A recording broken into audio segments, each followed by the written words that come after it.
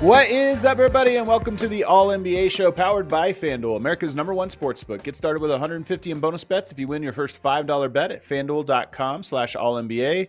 I'm your host, Adam Mares. I'm joined by my esteemed colleague, Tim Legler, who is on the call for the Legler cast. Many people are calling it the Legler cast on ESPN2 last night. How'd it go, Legs? It was fun, man. It was different. Listen, this was a new idea and we didn't have a whole lot of time to prepare. So I think each game will get better. We're only doing games 1 through 4.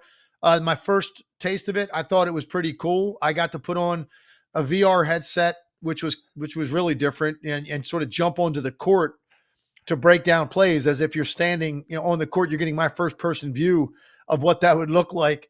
I thought that was pretty cool. We have some very cool graphics and analytical stuff that Kirk Goldsberry's been working on with shot chart stuff, things like that. Tracking players visually by putting a circle around them or on the floor, so you can just watch that one player, really focus on them throughout the course of the possession.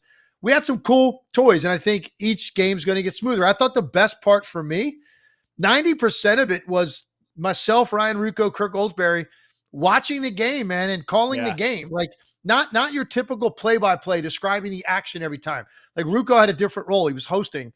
But so it was mostly like my analysis, color analysis on the game, but in a much more conversational manner where you had more time to get into something if you wanted to while the ball went up and down a few times. It was no big deal.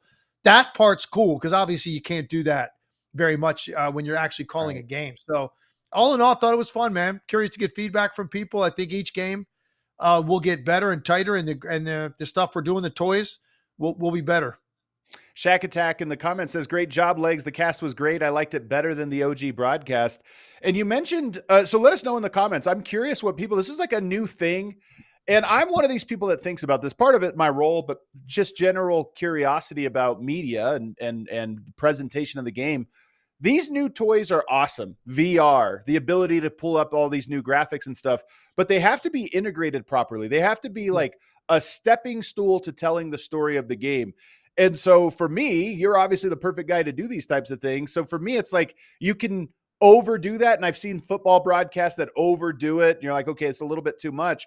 But when you're able to use those tools to tell a story, to me, that's what's exciting. And I think it is going to be integrated into main broadcasts the right amount, more and more going forward.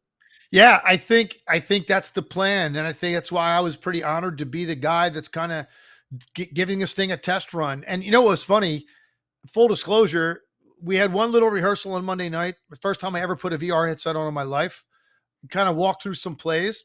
Left there Monday night, kind of like, okay, that didn't feel like super tight. Like it's got to be better tomorrow night, like live. So we taped one segment before the show started. The plan was one before the show, one at halftime for the VR, because it takes time to walk over there, put it on. Like it's a lot goes into, obviously these guys are geniuses that they're creating this stuff. They're sitting over there.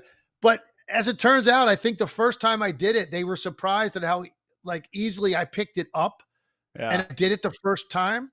We didn't have to do a retake. We were taping it and we did it in one cut. And I think from that point on, they were like, hey, maybe we should just pop you over there like a few more times during the game, like right after a play. If you see one you like, we'll run you over there to the board and we'll come out of break and you can do another one. So I ended up doing like probably at least 4 of them. I taped a long one for SportsCenter after we were done. So I think that part was, maybe surprising to them that we were able to utilize that so quickly. I was having a blast with it, man, standing on the court, like literally practically could touch these players and pointing out like what's happening and why did this play work? Why didn't it work defensively, offensively? This is what guys are looking at. This is what they're seeing while it's happening. I thought it was a pretty cool perspective. Is there somebody around? Because you're putting on this set, and I know you've got space, but is there somebody around to make sure you don't get a little too immersed in it, run into the wall or something like that? Well, they pretty much told me like there's a spot on the floor and you could rotate around that. Don't wander too far from it because it's Yeah. going to mess up how it looks. The one thing I did notice after the first one I did, I thought was like, oh man, that was great. And then we watched it and I was like, I'm very critical of myself. Everybody was like, oh my God, that was amazing. And I was like, I don't know, man, my head was moving too much. And the reason is because I'm a very demonstrative person when I talk, Yeah. man. I use my hands a lot. I talk a lot. I'm passionate when I make a point. So my head was moving. So as a result, I felt like the first person visual was moving a little bit too much. And this stuff is sensitive technology. So as the night went on, I was trying to be more cognizant, even if I was using my hands, to keep my head a little bit more steady and make my head turn a little bit slower. It seemed to help the technology. And I thought the ones after the first one were really, really good, particularly the last one I did that they said they were going to run on whatever shows wanted it. Yeah, I hope ESPN posts these on YouTube as well, because I'm very curious. I was out last night. I had to watch the game late, but I'm very curious because I didn't think this is a really cool tool that could also lend itself to cool segmentation, get it out on social media and the different things. So I hope we see more and more of this. You can catch the next one. You said games 1 through 4, right? You're doing them from Yeah, 1 through 4. And I got to tell you real quick, last thing on this, I got to tell you a funny little story. So I put it on for the first time and you're standing on the court. Like I am standing at mid court. And by the way, they created an avatar for me. So, there's this little cartoonish looking guy and they said, what do you want to put on it? So I had like a sweater on that said Bullets on it. Cause like to me, I was a Bullet, I was a Wizard Yeah. too, but I grew up a Bullets fan. So I was like Bullets, right? So I was Bullet. I named the guy, my avatar was named DC 96. That's what I named the guy. So every time we went to him, I said, let me go wake up DC 96 and see what's up. But the first time, Adam, I put it on, you're standing there and these guys are like life size. So Yeah. we were just rehearsing a play from Denver OKC. So it was Jokic. And so now here's Jokic on defense and I'm watching it and then a shot happens, whatever, and they change ends of the floor and I'm standing there and Jokic runs right through my body. And I kind of did one of these like, and it took me about 5 runs of those guys changing ends of the floor before I stopped flinching. Like that's how real, like it comes into you. And it's almost like the movie Ghost, when Patrick Swayze would just walk through your body. Like that's what it felt like. It's a very strange thing. It took me like 5 pass throughs before I stopped, like thinking I was going to have like physical contact on the court. It was pretty funny. We're going to show up. You're going to show up one of these days and there's going to be a big goose egg right on your head. And I'm going to be like, was it the VR? You're like, yeah. Julius Randle was running at me. I went right into the wall. I should have done, in thinking about it now, what I should have done, it made it a lot funnier. Maybe I'll do it game 2. When that happens next time and somebody comes near me and they're running right at me, I might just go ahead and fall to the ground and sell the call. I mean, that's what everybody else does. I should do that right in the studio and knock my headset off and be like, hey, and look for the whistle. Well, there you go. That brings us into the game last night. So the Thunder dominate the Wolves in the second half. It was a great game. The Wolves got off to an 8-0 start, and you kind of are sitting there going like, my God, this team has it. It was to start the game, and really throughout the entire game, OKC had a game plan. It was similar to what they've done this entire playoffs. They don't respect other teams' three-point shot. They trust their own ability to close out on three-point shooters, and they say, you're not scoring in the paint. You're not even going to go into the paint. We're going to deter you. And if you do try to go through, we're going to have bodies meeting you there. And so early on in this game, they're going under pick and rolls. McDaniels hits a 3. He hits a pull-up jumper at the foul line. They had a little rhythm. But they trust their defense to close out, to rotate. So they're going to pack the paint, rotate, and close out. And they trust that your shooters are not going to come up with enough big shots. And what a great bet it is, because they dominated the paint. They forced, or you could say lured, the Timberwolves into taking 51 three-point shots. And even though it worked for a stint, over time, the Wolves went very cold, and the Thunder were able to pull away and dominate this game. So that's the launch point. What stood out to you about that and about the game overall? Yeah, I think we'll start with the point you just made, and you're very right. And I think what they do is they force you away from what your identity is as a team, and it makes you uncomfortable offensively because you're playing a different style than is your best. They did it to Denver. I mentioned it when that series wrapped up. The fact that they forced them to 43 pointers a game when they're taking little over 30 in the regular season, that's just a significant jump. You feel almost like dirty offensively because it's not who you are, but you don't have a choice. And David Adelman said in that series, if you don't take that shot, the first decent open look, you might not get another one on that possession against this team. And so he just said, I hate how many were taken, but you got to take them. And it was kind of the same last night. 51 threes, 32 twos, for a team with Julius Randle on it and Anthony Edwards. And Anthony Edwards takes a lot of threes. Don't get me wrong. He took 10 a game in the regular season, 9 a game in the playoffs. So he takes a lot of threes, but he also attacks and gets downhill and puts pressure on you in the mid-range and at the rim. And Julius Randle's been great on straight line drives and post-ups in the playoffs. Gobert on the offensive glass has been a big factor for this team this year. Even Jaden McDaniels with some slashing and cutting. Like, the balance in their offense has been there. The balance was not there last night. They became a one-dimensional offensive team because of the amount of activity that OKC puts in the lane defensively. You're right. They're daring you. They're tempting you. And by the way, even if you start making some, they're not going to freak out because at the end of the day, they know they close out to the line better than any team in the league. So even if you're making them, most likely those are still contested shots. So they're okay with that. They're not packing in a 2-3 zone and giving you wide open threes. And if you make a bunch, they don't know what to do. That's not what we're talking about here. They're just not going to let you split seams and gaps off dribble penetration, get to the rim, draw fouls. They're not. They're going to put a second body in your driving lane. They're going to force the kick out. And then they're great at communicating one guy closing out. How many times you see teams make a mistake, Adam, off penetration and a pass, ball's kicked out, and two guys go at the same shooter, which means the next pass is a naked corner three, right? You see it all the time. Doesn't happen to OKC. Watch how many times OKC does that. It's almost non-existent for them. And it's because they are so good and connected on that end. They talk. It's such second nature to them. Who helps and who closes out. And that forces the chain of events. So they always have someone closing out properly. And that's what they did in Minnesota. And Minnesota looked so one-dimensional throughout the game after the good start that they had. It was like you knew it. You knew where this game was headed. Now, 70-40 in the second half. I don't know if I could have predicted that. And I do think Anthony Edwards' ankle was a factor in this game, even if he didn't say it. And I have some proof of it and just some video proof of that. But for the most part, man, this was just a dominant OKC defense. It was a story of the night. And their offense, I think, benefited from that in the second half because their offense wasn't very good in the first half either. Right.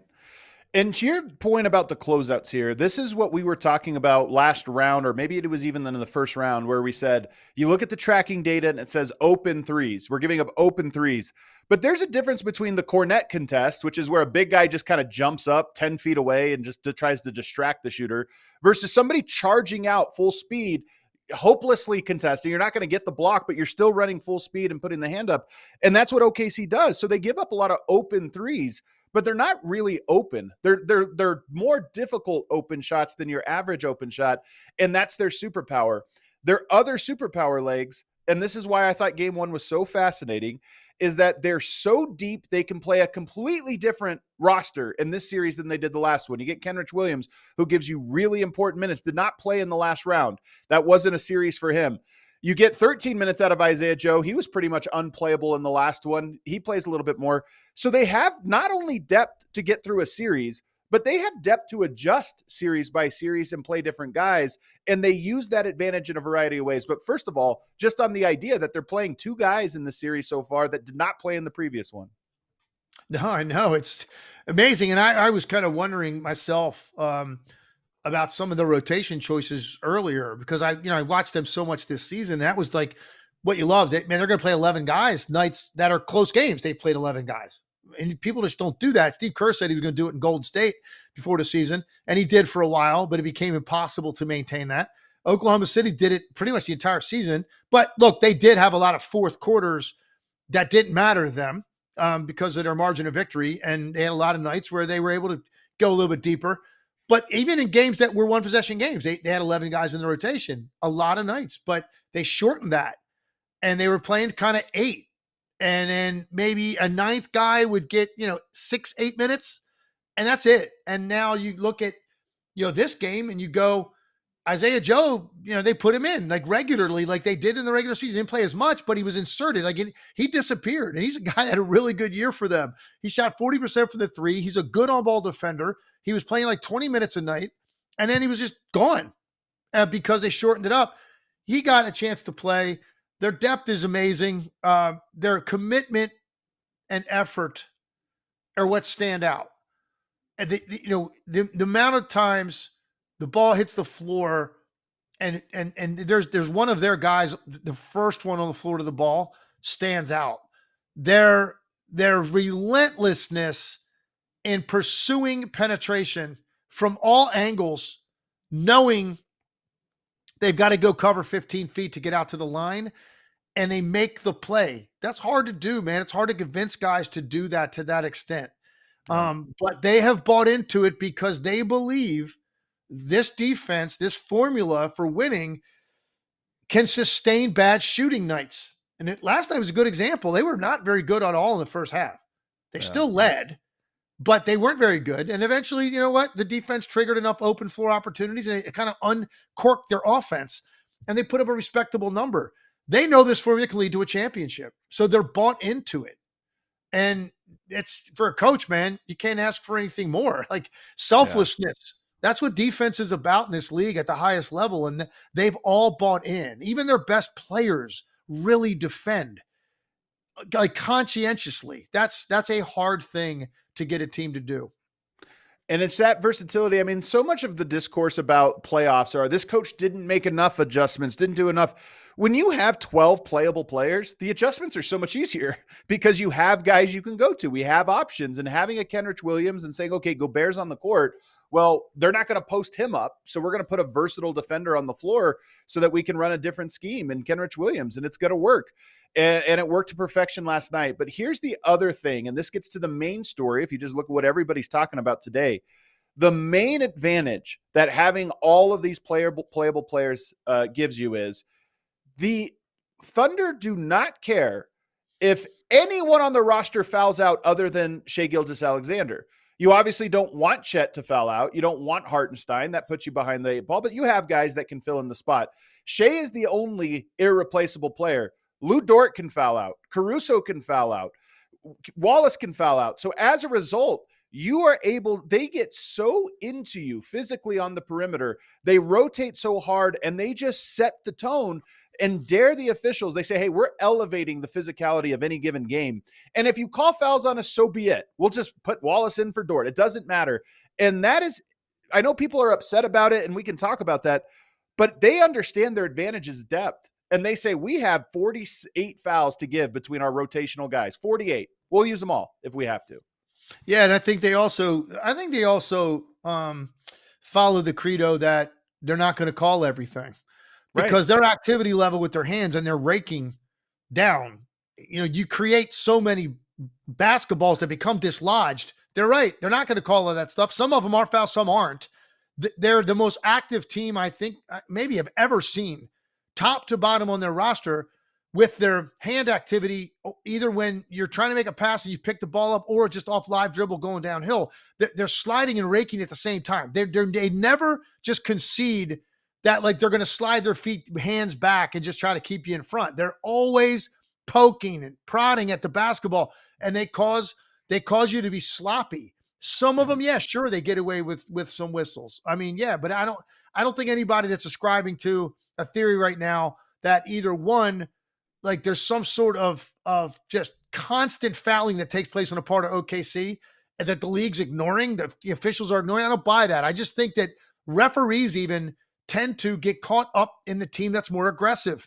Yep. And Oklahoma City Thunder are the most aggressive team on the ball with their hand activity of any team you'll ever watch. And as a result, they create a lot of havoc, man. And you got to be careful. Look, and we showed some replays last night. they weren't touching anybody and they were coming up with the basketball because they're so active. When you go to crossover, you fumble the ball away. And there were opportunities last night. Randall had to play. Jaden McDaniels had to play. Anthony Edwards twice, where there is no contact. You look at it on the replay, a guy's perfectly positioned sliding, but the hand activity makes you do something sloppy with the basketball. And of course, they pick it up and they go the other way. I think one of the most incredible stats in the game is the fact that Oklahoma City only had 12 transition points. Some nights that number can be up to 20, especially when they're forcing a lot of turnovers. Do you know that Minnesota didn't have a single fast break point in the game? Not one. Now, you want to play against that half-court defense all night? Good luck. Okay? Minnesota, number one priority for Chris Finch, you've got to play faster up the floor earlier into the clock. You've got a chance to get action with quick hitters where you can get something cleaner. No matter what, make or miss, the ball has to be advanced faster. You have to figure it out, man, because you can't play against this half-court defense all night. This is what you're going to do, 88 points. That's where you're going to be if that's what you're going to do. So that's number one priority. You've got to play faster, and Anthony Edwards has to be significantly more aggressive. For me, those are the two things I'm looking at if I'm Chris Finch on film. How do you do that though? Because Oklahoma City on the other side is acutely aware of that. They're acutely aware of, hey, we get this into a half-court game, nobody scores on us. We might be the best defense of all time, maybe the best defense of the modern era. So how do you speed up a team that is determined to not allow that? You've got to get the ball, literally make or miss. The ball has to be advanced quick. Now, Mike Conley might not be the guy for that at this stage of his career. Okay, he might not be. You might be better off with that lineup they play with Anthony Edwards and DiVincenzo out there. And then, McDaniels and then whatever combination up front you want to go with, Randall and Nas, Randall and Gobert, whatever you want to go with. But look, Mike Conley is going to be the safe bet to advance the ball, but Anthony Edwards and DiVincenzo could advance the ball faster, mainly Edwards. Randall too. Randall could take it and go. And you've got to get brush screens at half court to get the first pressure defender off of the ball handler. And even if it doesn't lead to anything directly, like right away, you are going to force Oklahoma City to retreat to the paint.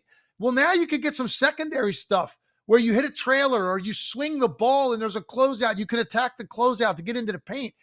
Anything you do in the first 8 seconds of the clock, I think you've got a better chance to catch Oklahoma City not prepared for their perfect connectivity defensively when they're waiting on you.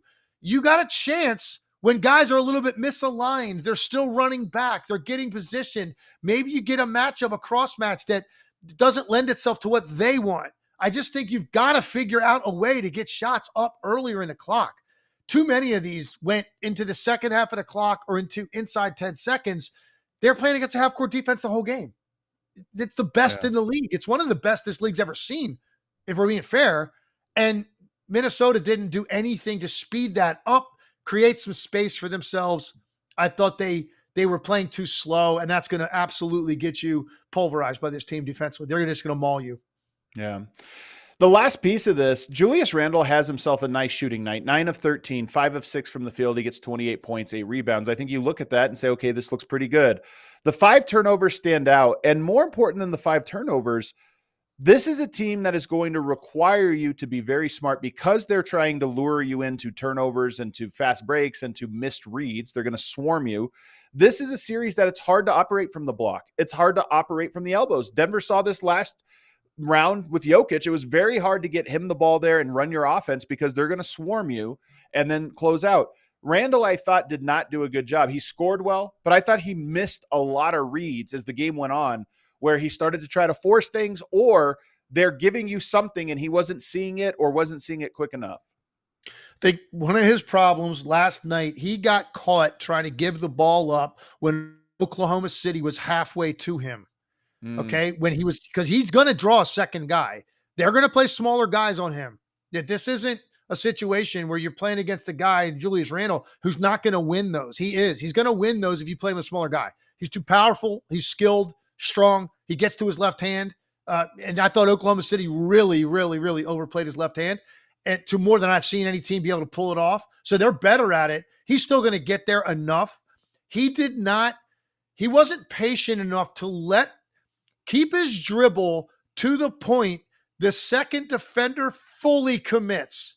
Now you can make a play to the next guy. Might not be a direct assist. Maybe it's the first open jersey you can get the ball to on your team, and then you got to trust that guy to make a play. He was throwing passes while that guy was still stunting at him. They hadn't committed. Well, now your passing lanes and angles are not good, and balls are going to get tipped. They're going to get deflected. He's got to be better and more patient.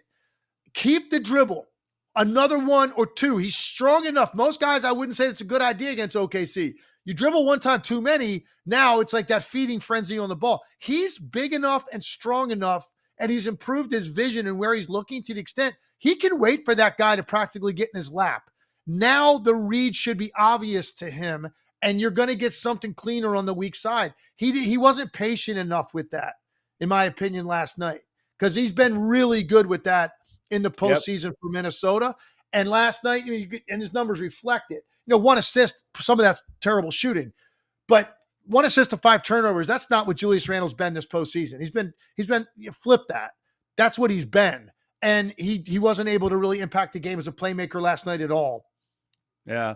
And we saw Jokic, I think, struggle with this last round where it was 8 assists was the high he had. A bunch of games was 6. And he's a guy that, is averaging 11 through the course of the season. So it's difficult. Oklahoma City is good at this thing of making it difficult to operate back to the basket or even from the elbow face-up game.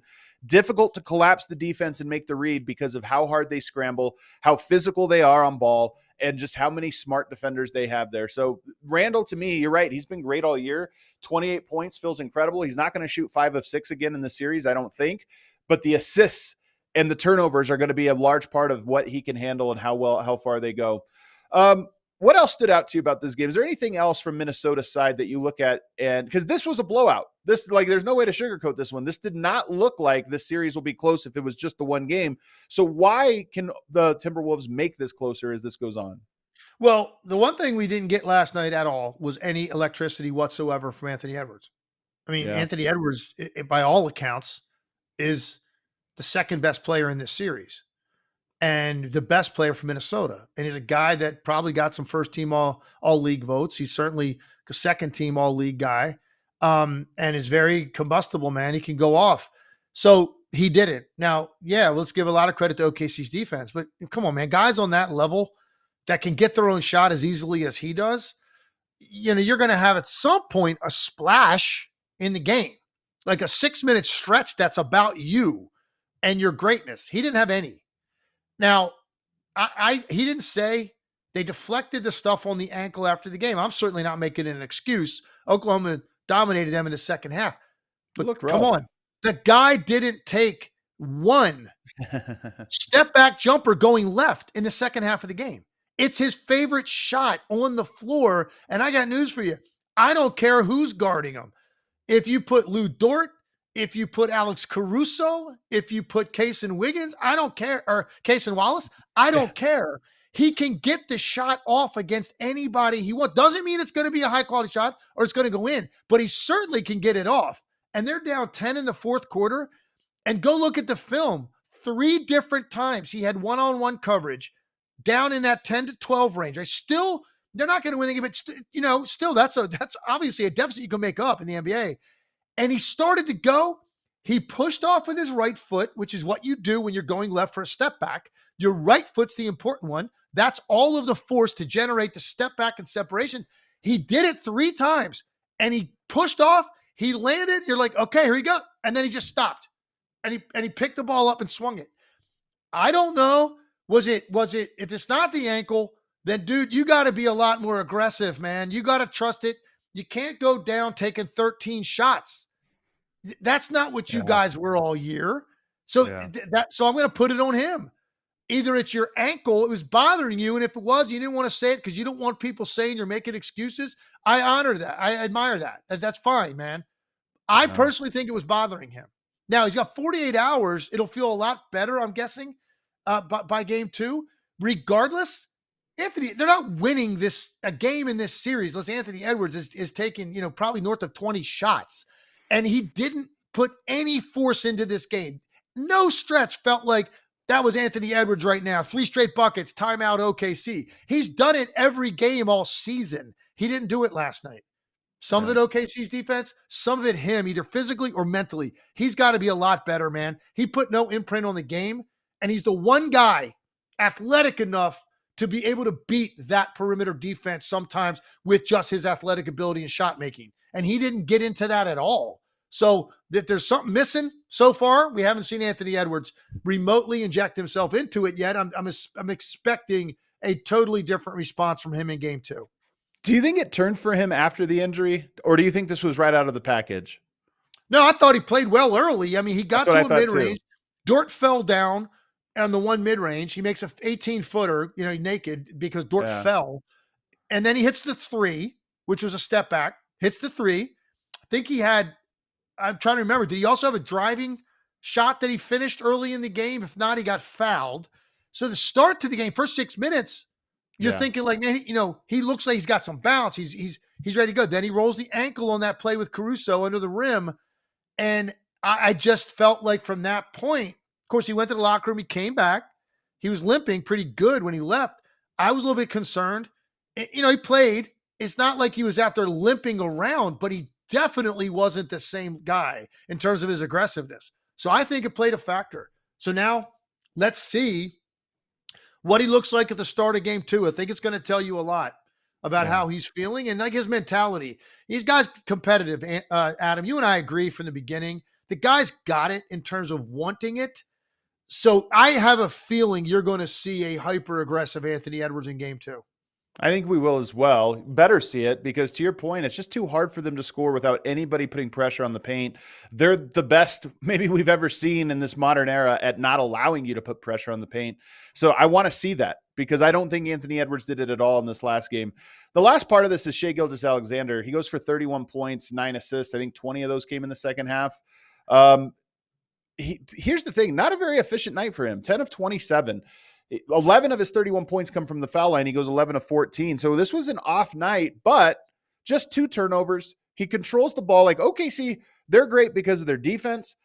They capitalize on transition because every time they get a stop or a steal, they're putting pressure on you the other way with their speed, their depth. And then Shai makes enough shots to get you over the finish line whenever you do fall into a half-court game. But even on an inefficient night, he was able to control the tempo of the second half, and that was the key, the final key. Yeah, look, he's had some inefficient games in the postseason. Overall, though, he still shot 52% from the field in the Denver series, despite the fact that in a couple nights he didn't shoot well at all because he's that efficient in the other games. You're right, man. He controls the ball. He's hard to get it out of his hands. Even when you do run someone out, like he's so shifty and quick to escape danger and find the next like open driving lane. He didn't hit any. In fact, his shot chart from the first half, everything was in the restricted area or deep. 2 mid-range shots in the entire first half. That's his bread and butter. He came out to start the third quarter. He had 3 of them in the third quarter. And we were talking about on the telecast a lot. I did a VR headset thing on it to show what he's looking at and how he was able to get to it. That seemed to get him into his comfort zone because that felt like, again, he's playing to his identity as a player. Everything at the rim or deep threes, that's not him. His game is at, 12 to 19 feet is where he's just unstoppable. He got to that in the second half. Didn't have a great shooting night, as he typically does. He got to the line quite a bit. I know people are freaking out. I guess it's Minnesota fans or, I don't know, people that just don't like him for some reason are just acting like it's the worst sales job they've ever seen in their life for baiting and getting. You don't agree? I mean, I've seen guys way worse than what Shai Gilgeous-Alexander is doing. So come on. I mean, what are we talking about? This is part of. You got to put the VR headset on though for that one. Hold on, that one he drives on Jaden McDaniels. He actually makes it the flip shot. I need the legs VR cast of that one because I've seen all the angles on that one and I'm like, I don't know what happened here. Yeah, no, yeah, sure, of course. There's some like that. The guy's the league's leading scorer. He's going to get some of those calls. But I also think when you watch replays of the ones where he's going full speed, it looks like he gets into about that 15-foot range. It looks like he's going to go to his step back, right? And yet the defender is anticipating it. So he's being crowded. And then he all of a sudden just takes his arm so quickly up into you. If you go look at the replays, man, by the letter of the law, that like the defender's arm is like in that area where he's bringing his arms up. And there is contact. So if you want to not give him that whistle, you're going to have to figure out a way, because he's so good at timing that up. You're going to have to slide laterally with your hands back and count on someone to be there as the last line of defense to make it hard for him. And if he goes to the step back right there and makes it, so be it. Guy's going to make a bunch of step back jumpers on you. You're not beating that guy. That's the most unguardable shot in basketball. I just think that when I watched all the replays, I'm like, man, he's getting contact because arms are in that area where the ball is going to travel up. And if you want to avoid it, you're going to have your hands back, because he's going to time it up perfectly. Yeah. I just think people were a little bit overboard today with the Shai hate on the foul baiting. I felt like the tone of social media got a little carried away. Yeah. Well, I mean, I didn't put anything out on social media or anything, but I got to say, I understand the frustration, but I also understand what's going on here. And here's what I think. The game has evolved. What the contact that's allowed on a drive, you draw more fouls on drives than anything else. So on drives, there's these touch, especially if a guy gets into a shooting motion, sidestep, step back, jump sideways. The marginal contact becomes a foul in those moments, where if you're fighting for position like Julius Randle on the elbow, 8 times the amount of contact is allowed in that moment, because it's different. You're not driving, you're not doing this or that. Right. So Oklahoma City has mastered the allowable physicality. Okay, it's allowed here, off ball, before you're shooting, out on the perimeter. We're going to get extra physical and push the limit. And Shai has mastered marginal contact is not allowed in these moments. So I'm going to lean into that. And so it creates this mismatch of, look at how much contact over here, not over here. But that's the game. The game has evolved to allow for certain things. You're 100% right. And the one thing I will say, if you want to have a legitimate beef about Shai and what he gets away with, I guess to a certain extent, it's the off arm on the step back. I think sometimes it's more than just a shoulder bump. Like that's when you get that shoulder bump into a guy's chest, allowable contact. Tough to detect that or call that. You're using a guy's natural momentum in retreat against him when you give him a nudge and he's already retreating with your shoulder without the arm extending. I think Shai last night, there was half a dozen times he got into really extension mode with the off arm. A lot of guys get called for that. I don't think they're calling it on him, and it's his favorite shot on the court. The ones where he's going full speed, takes his arms up into your body, and kind of thrusts himself toward the rim and just gets it up there and he gets a whistle. I think a lot of those, there's contact. And it's different than grabbing a guy off the ball, or like the physicality on screen setting or whatever, right? Hand checking, which they're allowing, and he gets hand checked more than he did in the regular season. That's not what we're talking about. We're talking about it's time now to get off the floor and finish the shot. If there's contact on that, he's going to get the call. He's just better at it than most guys in the league, and he drives the ball down that area of the floor more than anybody in the league. So the numbers are going to go up, man. He averaged 9 free throws a game in the Denver series. That's regular season numbers for him. Yeah. 14 in this game. I bet you by the end of the series, it's going to be around 9 or 10 free throws a game. It's not that different than what he does for 82 games. It's not like Dwayne Wade in 2008. Okay, when he had games in that series against Dallas where he took 25 free throws. That's controlling the entire game at the line. That's not what we're talking about here. So I just thought people were freaking out too much about what they saw last night. Let's just settle down. Now, people like what they like and don't like what they don't like. But it's always the personal bias, though. That's the problem I have. Sure.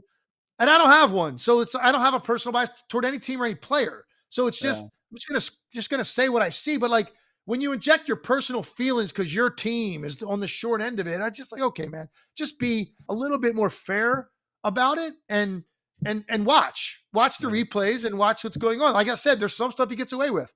I thought a lot of those ones on drives, I thought that he was creating the contact because you weren't disciplined enough to keep your hand out of that area. Yeah. My take is I don't think you can blame Shai. I don't think for the way he draws fouls. I don't think you could blame the Thunder for how they push their defensive physicality. This is a league thing to me. The league has determined how you call fouls in different circumstances, and they push both to the extreme.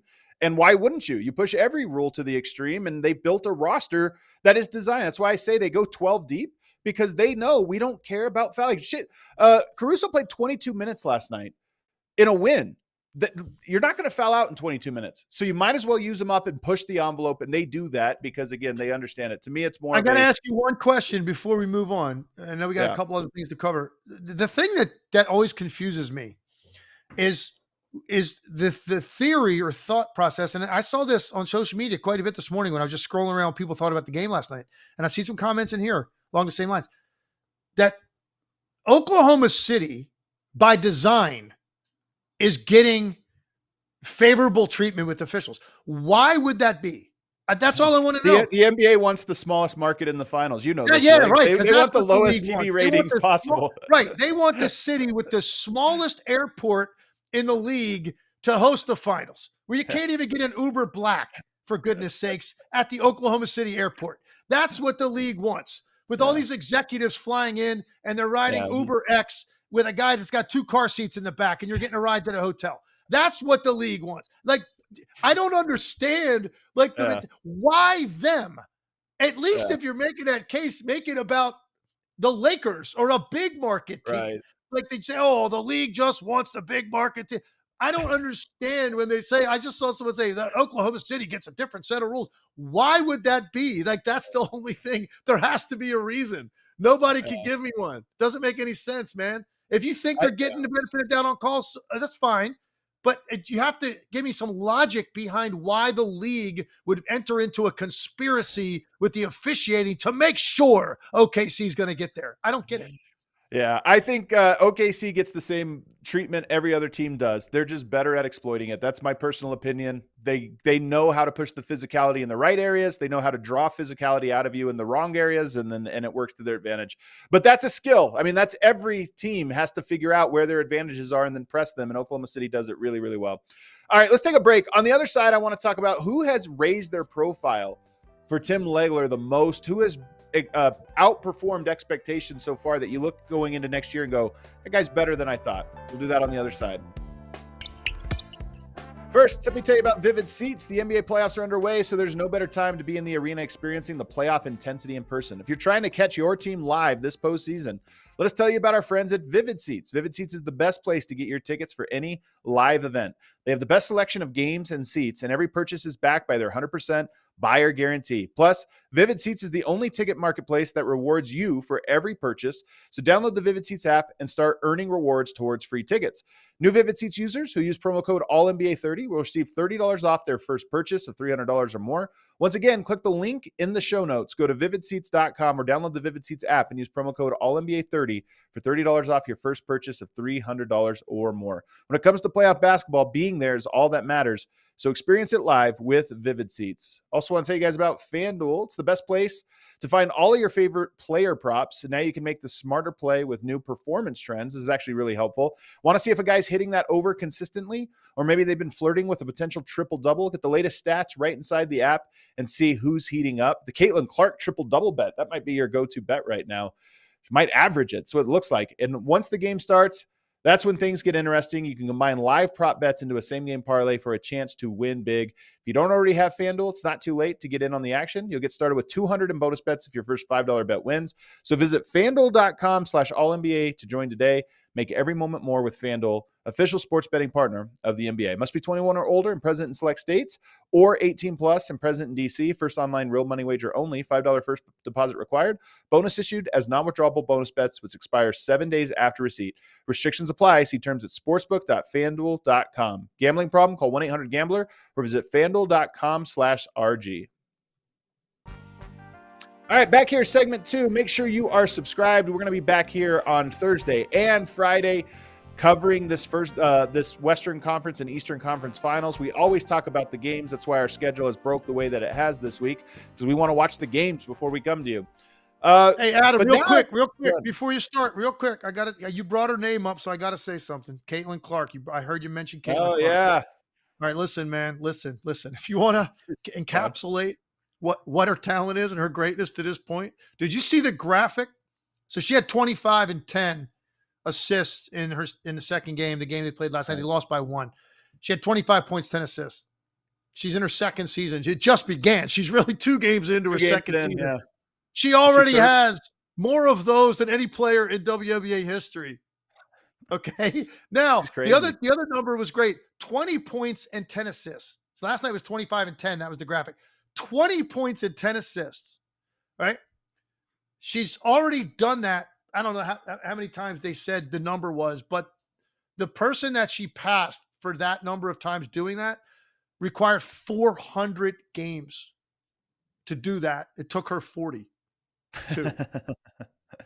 I have a feeling she's gonna have a lot of records like that, man. I mean, she's really good. You can already tell in the 2 games I watched a lot of the first game, a little bit last night. You can already tell like she's about to have a historic season, and they're significantly improved. And so I don't know when they're going to win a championship. I don't follow it to that extent to know all the ins and outs, but they're much better apparently. So they're going to be in the mix like a contender this year. And so it seems like a matter of time before that'll happen. But I think just statistically, what she's going to do this year, you can see how comfortable she is here in year 2 at the start, man. She's special. She really is. Her confidence sky high. She looks stronger. I think she was awesome last year. I think she's meaningfully better. So we'll see how this season unfolds.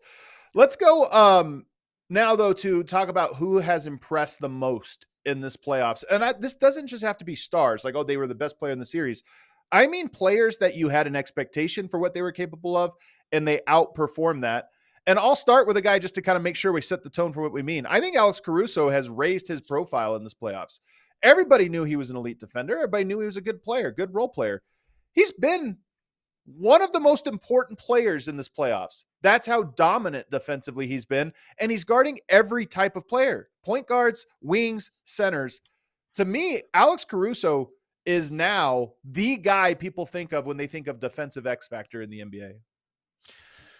Man, I'm going to disagree with you a little bit on this one, man. Ooh. Believe it or not. Yeah, a little bit. I think for me, this is kind of similar to what I've seen out of Alex Caruso his whole career. The difference is he's on a team that's elite, a team that's got a chance to win it all. But I don't see anything dramatically different about him that I've seen throughout his career.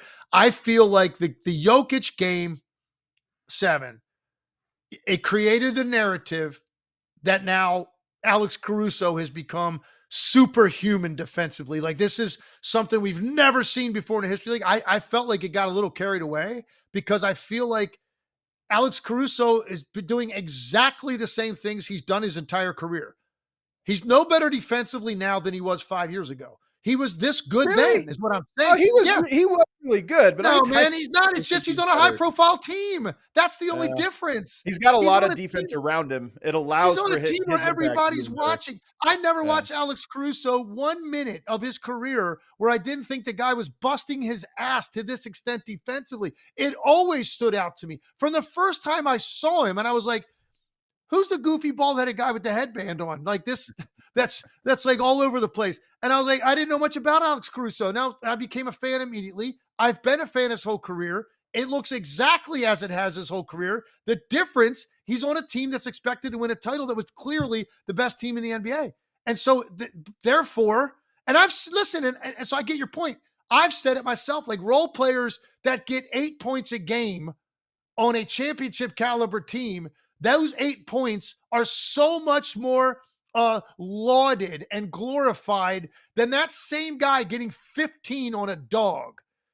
I agree. It's the moment though. It's not like he's any different as a player. Man. And that's why I think people got a little carried away with all of this Alex Caruso stuff. Well, I mean, we can agree to disagree. Where I will give you one thing that I think is happening here. It's a little bit like a shutdown corner when he joins a team with a great pass rush, great defensive line. It's like, okay, you're going to get more interceptions now because you have guys around that are forcing more pressure. Now you're recipient of it. I think he has great rim protection behind him, great rotators behind him. And so now when he can get into a defender, it's like there's nothing you could do because even if you beat him, you're being met by somebody. So it allows him to be even more physical, more aggressive, and more impactful. But I still think he stood out. All right, who do you have on your list? Well, you're still getting that whole Jokic thing through your system. You're still frustrated Hey, about what he man. did to Jokic, and that bothers you. So now we're going to give him his Hey, you roses. shut your mouth. You shut your Oh, mouth, your filthy mouth, oh Legs. man. All right, I got one for you. Yeah, And it goes back to the first round.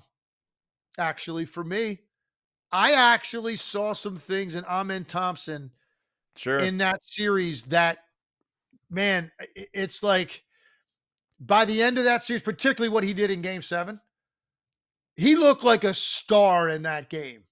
You think about how young he is. He's primarily a defensive guy now with his offense, expecting to catch up hopefully over the next few years. He was the only guy that looked really comfortable offensively in that moment for the Rockets. That told me a lot about him. He made a couple of mid-range jumpers in that game. He got to the line. He still did all the other things he does athletically and defensively in that game. I just thought it was literally like him sending a message to everybody watching that, what this is going to look like sooner than I thought, because of how comfortable he looked offensively. I already was a big fan. We all have high expectations for him, but I do think we've all thought, man, there is a ceiling offensively because of his shooting mechanics. And it's not like he was making threes in that game. He just looked natural offensively, going where he wanted, making plays off the dribble, finding guys. Like, again, the little short shots that require touch and finesse he made in that game. I was so impressed with Amen Thompson in that game that I actually think now he's going to ascend quicker than I thought to a very high place in this league, and particularly because he's on a good team that I think is just going to get better. That's what you want to see, because he was obviously all of those things in the regular season, like we were talking about with Caruso. But with a young guy, it's the playoffs are different. Can you do this when the stakes rise? And can you do this in a game 7 when the pressure rises? And the fact that he's able to do it is, to your point, I'm not surprised, because I just am such a believer in him. But you have to see it, and we saw it this year. So the future for that kid is so unbelievably bright. I love him a bunch. The next guy I've got on my list here, I'd go with Julius Randle. I know last night, obviously, you get the loss, but Randle had a good year, especially the second half of the year. He was on the ascension, but he has been, in more games than not, the best player on Minnesota, and he's been the perfect tandem with Ant when they're at their best. So to me, Julius Randle has really raised his profile, not just with the trades second half of the year, but in this playoff so far. That was the second name I had on my list as well. I was never a big Julius Randle fan. Like I admired that he was talented, but I didn't love his game in New York. I thought he dribbled too much. He was not a very consistent shooter. He didn't play well when they needed him to play well in the postseason. So I was like, okay, here's what he is. Maybe he's your third guy. You got a pretty good team. He goes to Minnesota. First half of the year was a little bit up and down. He's finding a new environment, new spacing, new star to play with, new coach, like all that stuff. And he was kind of the same to me by about, I'd say, January. What's happened since then, it's just been a steady progression of me admiring him more and more as a player, and particularly the way he's played in the postseason. He's so consistently good since the playoffs started that he's elevated himself in my mind now. And I think he is really comfortable in his own skin. I think he's in a good fit. He likes where he is. He's figured out the spacing with Gobert. He's figured out Anthony Edwards. And I had a chance to interview him during the Minnesota Golden State series, and I had never met him before. I thought he was soft-spoken, intelligent. He had really insightful stuff to say on questions related to the series and strategy and whatnot. I like the fact that Chris Finch called him out in that series and called their team out, and he said he loved it, and he responded to it. And then even last night, look, we're talking about this defense that suffocated this team and forced 51 threes on that. Julius Randle had 28 points. Now, he had like 20 at halftime, I believe, or something like that, right? 18 or 20 at halftime. So his second half was slower, which you would expect against a great defensive team. And then that's when you expect, hey, Ant, okay, I held it down in the first half. I kind of need you here in the second half. He didn't get that help from anywhere. So I'm not putting this on him last night. He still got 28 points against the best defense in the league. And it continued this steady streak of really good performances. Playmaking wasn't there last night because the opportunities weren't there for him, and he didn't play patient enough. But I agree with you, Adam. I view him differently now, man. I think you can win with Julius Randle as one of your top guys. He's impressed me with his growth as a player. And this will be a big series for him as well, because this is one where he really is going to have to solve some problems, and it's going to be tough, man. That OKC defense makes it impossible as it can be. I'm going to give Aaron Gordon a little shout out here. I think Aaron Gordon had himself an incredible playoffs and just came up clutch. First of all, the game winners, 2 of them in this playoffs, and then another really big shot to tie a game. So he's come up clutch. He's been versatile. He's done great, and it's no coincidence that Denver gets blown out in the game after he gets hurt. So to me, Aaron Gordon raised his profile as well. No, that's a good one. I had him in the mix as well, but I also felt like I've kind of, this is a compliment to him. I've kind of viewed Aaron Gordon that way. Yeah. I've described him a lot of times as the pendulum for that team, the tipping point for that team. Like when Aaron Gordon plays well, they win. And so I kind of always felt that way about Aaron Gordon. He just impresses me, man. His demeanor, his seriousness, how complete he is as a player, how tough he is. Tough. And trying to play with that hamstring, I can't imagine what that felt like, dragging that leg around and going out there and giving you what he could with obviously limited mobility. Just added a notch in the belt for me. I got one more, and I'm going with Nembhard, Andrew Nembhard. I had him too. I'm glad you did. And what's weird about him is last year he averaged 10 points a game, was better in the postseason. Yep. And I thought, wow, okay, this guy's getting some additional burn. He's rose to the occasion. He's going to have a hell of a regular season next year. He had the exact same regular season that he had last year. So I was a little bit confused about him. I was like, I don't understand. Like, what's the deal? I got to watch this guy throughout the year. And guess what? He's doing it again. Now, I'm not saying that he's, Jimmy Butler in the regular season where he just doesn't matter to him all that much. And then I'll turn it on later. I don't think that's the case. But for whatever reason, these games being magnified brings out the best in him. Yeah. And he's a very good defender. Now, I will say this. If the Pacers go with the strategy they employed last year against the Knicks and let Nembhard guard Jalen Brunson too much in this series, they're going to lose because he's not physical enough and big enough. Brunson destroys guys like that. You need more size on Jalen Brunson. So they got to be careful and not just, Nembhard can guard him. No, you got to make sure you try to switch to your advantage if you're the Pacers, because that's one matchup that's not good for him. He guards the really quick guys very well. The physical guy like Brunson, that's a harder matchup for him. But he is a very good defender, man, and he's turned into an offensive player. It's a playmaker, and he scores in the big games. So He's impressed me, man. So Nembhard was that other guy on the list. Also making 2 threes a game in the playoffs. In both series, it was the same 11 of 22 over 5 games where he made less than 1 a game, in the regular season. So it's not just that he does more. He also is more efficient so far through these playoffs. He's really impressive. If there was one more guy, maybe I'd say Mitchell Robinson. I know that they had to go to the Hacka Robinson in the last round, but to me, his defense and his versatility, his ability to guard a very tough perimeter when you're going up against Boston, to me, he's also another name I would throw out there. What was bizarre to me? He was 7 for 23 from the line through the first 3 games. And I thought it was actually impacting the Knicks because it was taking the ball out of Brunson's hands. Like I always look at it like this. It's one thing. He makes one, misses one, makes both, whatever. It's not about that. It's about the fact that the best player is not controlling the possession. I've always thought that's the reason you do it. It takes you out of rhythm, and Brunson doesn't have the ball. And they got away from it. At the end of that series, they didn't employ it really. It was weird. I know he made 6 in one game, but you got to, if you believe in that strategy, stay with it. And over time, he'll revert back, even if he makes 6 in a row. But I thought they got away from it. And I agree. He's had a tremendous impact. And I think his defensive lateral mobility was underrated. And I saw a lot of that in the Boston series that really impressed me. Yeah. All right. We got some super chats to get to. What do we got here, James? I know we got 5 of them. Nickel says, Legs, the GOAT analyst, and Adam, a great host. Love the show. Appreciate it. Appreciate the love, man. Both of us, man. Even when we vociferously disagree, we can, we can both. We can Legs both be calling me out, man. Almost hit me with a pillow talk earlier. I can't believe it. What else we got?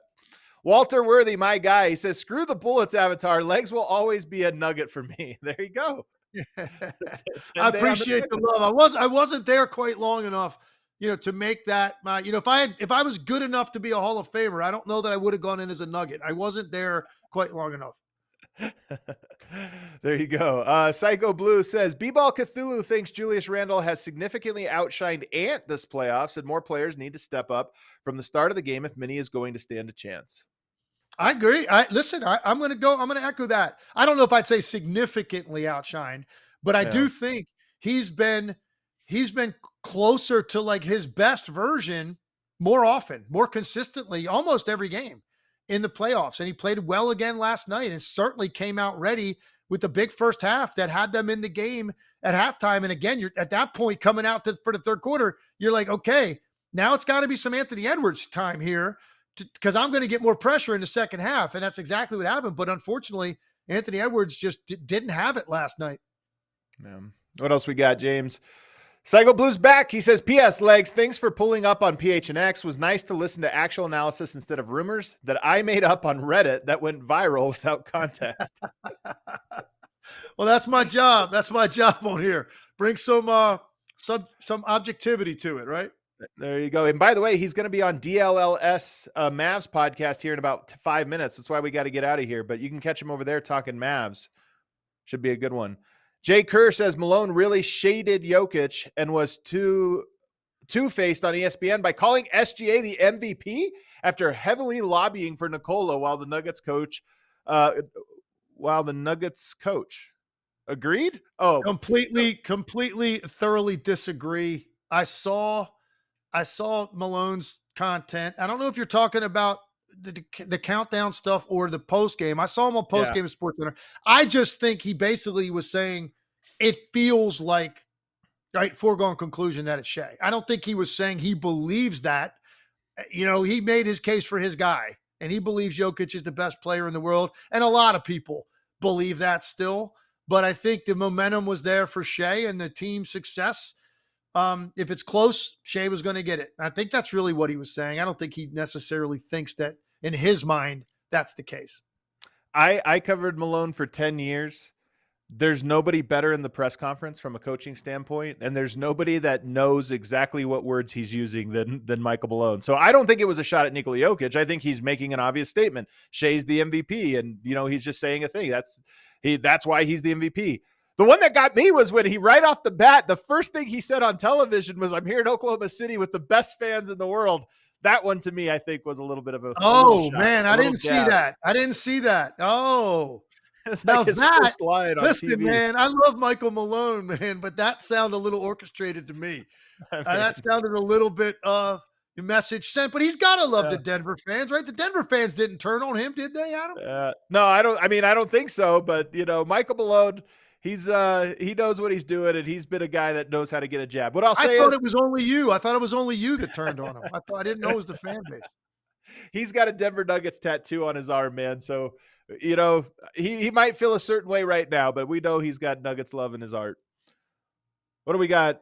Gio Huang says, shout out to Steven Adams on that monstrous Game 6 to force a Game 7 against the Warriors. 31 minutes, 12 points, only 5 rebounds, but plus 15, forced 29% points in the paint. That's a great call out. Steven Adams maybe deserves a little love. He's a guy that's a great one. And I'll tell you why, man. I legitimately thought prior to like his emergence toward the end of the season that Steven Adams was on the verge of retiring. I thought he was cooked physically. Yeah. I just figured his body is probably so beat up. Few guys as physical as Steven Adams over the course of his career. He's a 7-footer. Like, I just thought he runs like he's got a back problem. This guy's on the verge of being out of the league. And then all of a sudden, here he is having big games and a huge impact in that series. All right. Well, if you got to catch more of Legs, you can find him over on our DLLS Mavs live show. You can check that out. He'll be over there in just a moment. It's great. If you want to hear some Mavs coverage, he'll be talking Mavs. Cooper Flag, we know that's your guy. Hit that like button for us, everybody. We'll see you tomorrow talking Knicks Pacers.